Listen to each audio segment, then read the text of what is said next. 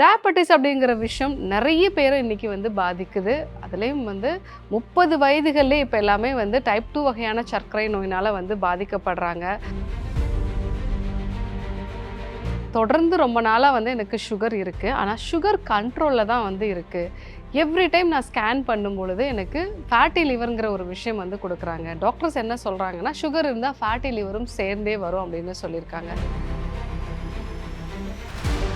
சர்க்கரை நோயில் வரக்கூடிய ஃபேட்டி லிவர் அப்படிங்கிறது நான் ஆல்கஹாலிக் ஃபேட்டி லிவர் டிசீஸ் அப்படின்னு நம்ம சொல்லுவோம். இவங்க ஆல்கஹால் எடுத்துக்க மாட்டாங்க, பட் அதை விட அதிகமான அளவுக்கு பாதிப்பை கொடுக்கக்கூடிய சர்க்கரையை தொடர்ந்து நம்ம எடுத்துக்கும் பொழுது அது நம்மளுடைய கல்லீரலில் கொழுப்பாக படிய ஆரம்பிக்குது. கல்லீரலில் ஒரு 5% அளவுக்கு கொழுப்பு இருக்குது அப்படின்னா அதை நம்ம ஓகேன்னு சொல்லலாம். 5%க்கும் அதிகமான அளவுக்கு கொழுப்பு இருக்குது அப்படின்னா அதை நம்ம ஃபேட்டி லிவர் அப்படின்னு நம்ம சொல்லுவோம். இந்த ஃபேட்டி லிவர் எந்த அளவுக்கு ஆபத்தானது அப்படின்னா,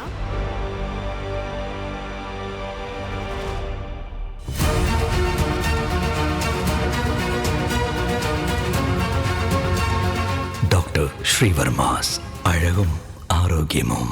நேயர்கள் அனைவருக்கும் அன்பான வணக்கங்கள். நான் ஸ்ரீவர்மா மருத்துவமனையின் மகளிர் சிறப்பு மருத்துவர் ஜெயரூபா. இந்த நாள் இனிய நாளாக அமைய என்னுடைய மனமார்ந்த வாழ்த்துக்களும் பிரார்த்தனைகளும். சுகர் இருந்தா ஃபேட்டி லிவர் வருமா? இந்த ஒரு கேள்வியோட தான் சமீபத்தில் ஒரு நபர் என்னை சந்திச்சாங்க. அதாவது தொடர்ந்து ரொம்ப நாளாக எனக்கு சுகர் இருக்குது, ஆனால் சுகர் கண்ட்ரோலில் தான் இருக்குது. எவ்ரி டைம் நான் ஸ்கேன் பண்ணும் பொழுது எனக்கு ஃபேட்டி லிவருங்கிற ஒரு விஷயம் கொடுக்குறாங்க. டாக்டர்ஸ் என்ன சொல்கிறாங்கன்னா, சுகர் இருந்தால் ஃபேட்டி லிவரும் சேர்ந்தே வரும் அப்படின்னு சொல்லியிருக்காங்க. ஸோ நான் என்னுடைய வீடியோவில் நிறைய பேருக்கு சொல்லியிருந்தேன், இந்த ஃபேட்டி லிவர் இருந்தது அப்படின்னா ஹார்மோன் சார்ந்த ஒரு பிரச்சனையும் வரும் அப்படிங்கிறத நான் சொல்லியிருந்தேன். ஸோ அந்த ஒரு காரணத்துக்காக தான் அந்த பெண்மணி கேட்டிருந்தாங்க, சுகர் இருந்தால் ஃபேட்டி லிவர் வருமா? ஸோ இது ரெண்டுத்துக்குமே காரணம் ஒன்று தான். சுகர் இருக்க நிறைய பேருக்கு ஃபேட்டி லிவர் வரலாம். என்ன காரணத்தினால வருது, இதை எப்படி சரி பண்ணுறது, அதை பற்றி நம்ம இன்னைக்கு பார்க்க இருக்கிறோம். டயபெட்டிஸ் அப்படிங்கிற விஷயம் நிறைய பேரை இன்னைக்கு பாதிக்குது. அதுலேயும் 30 வயதுகள்லேயே இப்போ எல்லாமே டைப் 2 வகையான சர்க்கரை நோயினால் பாதிக்கப்படுறாங்க. அதனுடைய பக்க விளைவுகளும் 40 வயதுகள்லேயே வரக்கூடிய நபர்களை நம்ம பார்க்குறோம். ஸோ இதில் ஒரு வகை தான் இந்த ஃபேட்டி லிவர் அப்படின்னு சொல்லக்கூடியது.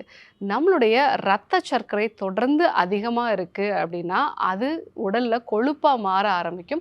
ஒரு குறிப்பிட்ட அளவு இரத்த சர்க்கரை கிளைக்கோஜனாக மாறி நம்மளுடைய கல்லீரலில் சேமித்து வைக்கப்படும்.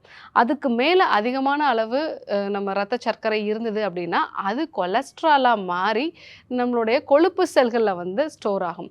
ஸோ கொழுப்பு செல்கள்லையும் இது ஸ்டோர் ஆகி அதிகமாக இருக்குது அப்படின்னா நம்மளுடைய உள் உறுப்புகளில் ஸ்டோரேஜ் ஆக ஆரம்பிக்கும். அதில் முதல் இடம் நம்மளுடைய கல்லீரல். இந்த கல்லீரலில் ஒரு 5% அளவுக்கு கொழுப்பு இருக்கு அப்படின்னா அதை நம்ம ஓகேன்னு சொல்லலாம். 5%க்கும் அதிகமான அளவுக்கு கொழுப்பு இருக்கு அப்படின்னா அதை நம்ம ஃபேட்டி லிவர் அப்படின்னு நம்ம சொல்லுவோம். இந்த ஃபேட்டி லிவர் எந்த அளவுக்கு ஆபத்தானது அப்படின்னா, ஸோ லிவர் சம்பந்தமான பிரச்சனைகளில் 2 வகை நம்ம சொல்லலாம். ஒன்று ஆல்கஹாலிக் ஃபேட்டி லிவர் அப்படின்னு சொல்லக்கூடியது.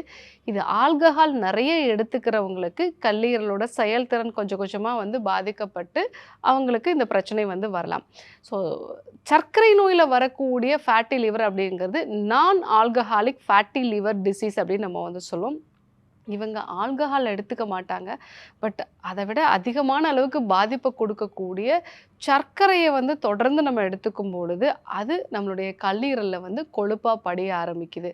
இது எந்த அளவுக்கு பிரச்சனை அப்படின்னா, ஆரம்ப கட்டத்தில் நமக்கு எந்த அறிகுறியுமே தெரியாது. அதற்கான அறிகுறிகள்லாம் பார்க்கும்போது ரொம்ப சாதாரணமான ஒரு அறிகுறியாக தான் இருக்கும்.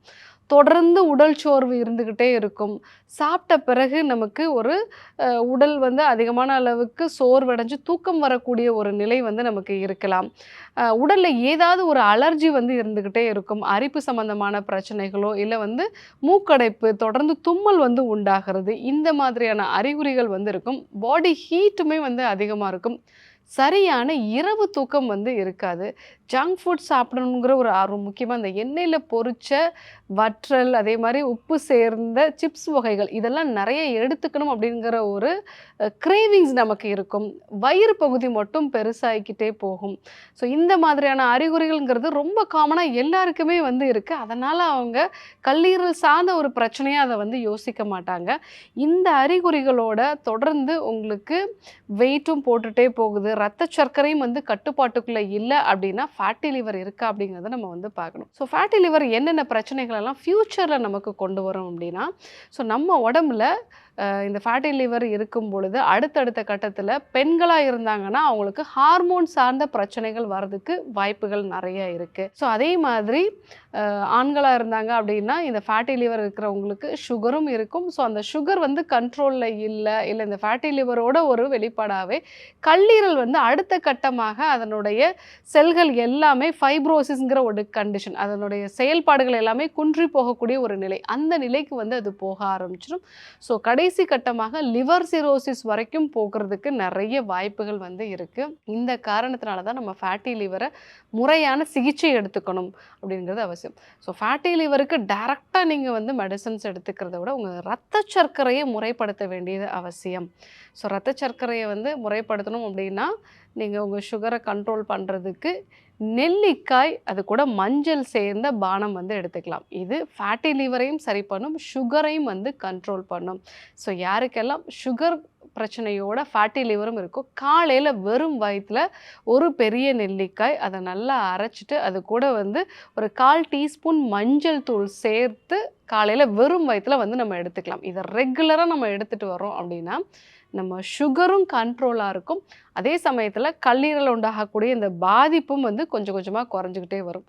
அது கூட எண்ணெயில் பொரிச்ச உணவுகளை வந்து தவிர்க்கிறது, நைட்டு சீக்கிரமாக வந்து தூங்குறது, நம்ம உடலுக்கு ஒவ்வாத உணவுப் பொருட்கள், முக்கியமாக பேக்கெட்டில் அடைக்கப்பட்ட உணவுகள், நிறைய ப்ரிசர்வேட்டிவ் சேர்ந்து தயாரிக்கப்பட்ட பொருட்கள், இது எல்லாத்தையும் நம்ம வந்து அவாய்ட் பண்ணிட்டோம் அப்படின்னாலே நமக்கு இந்த ஃபேட்டி லிவர் நல்லாவே குறைய ஆரம்பிச்சிடும். ஏன்னா இது ஒரு சைலண்ட் கில்லர்னு நம்ம சொல்லலாம். நம்ம உடம்புக்குள்ளே இருக்கிறதே தெரியாது.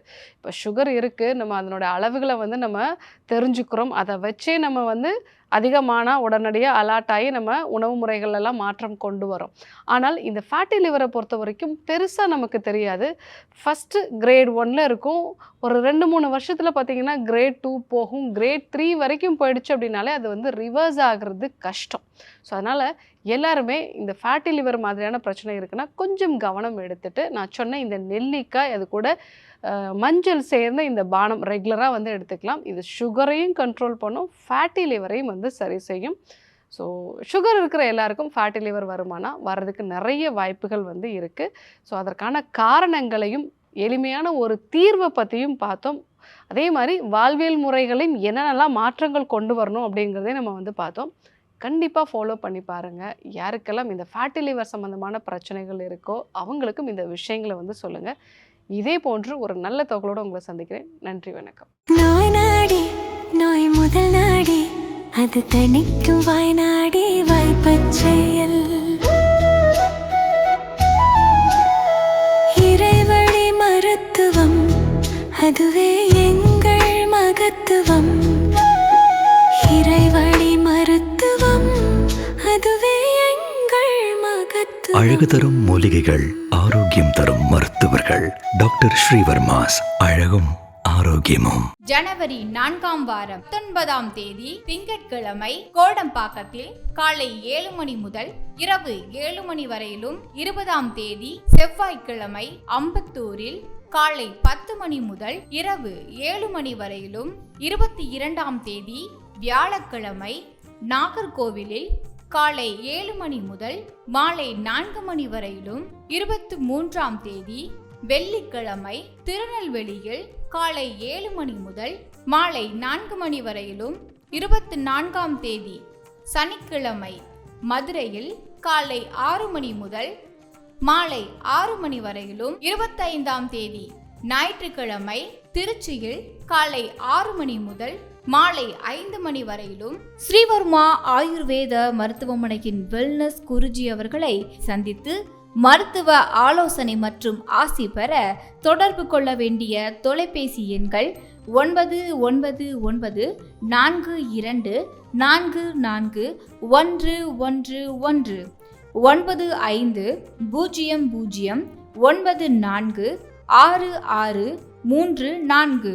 ஆச்சாரியா டாக்டர் ஸ்ரீவர்மா அவர்களும் வெல்னஸ் குருஜி அவர்களிடமும் நேரடியாக பயிற்சியும் ஆசியும் பெற்ற doctor Hemala Tiruvallur, doctor Anis Fathima Ambattur, doctor Anitha Kodambakkam, doctor Jayarupa Manappakkam, doctor Radha Velachery, doctor Jayakanthan Pondicherry, doctor Hasini Tiruvannamalai, doctor Saraswathi Salem, doctor Suryabharathi Trichy, doctor Abirami Thanjavur, doctor Abina Movisha Madurai, doctor Jabaseen Nagercoil, doctor Malathi Coimbatore, doctor Sonali Hosur, doctor Guna Apsara Bangalore, doctor Navneet Hyderabad, doctor Sithanar Mumbai.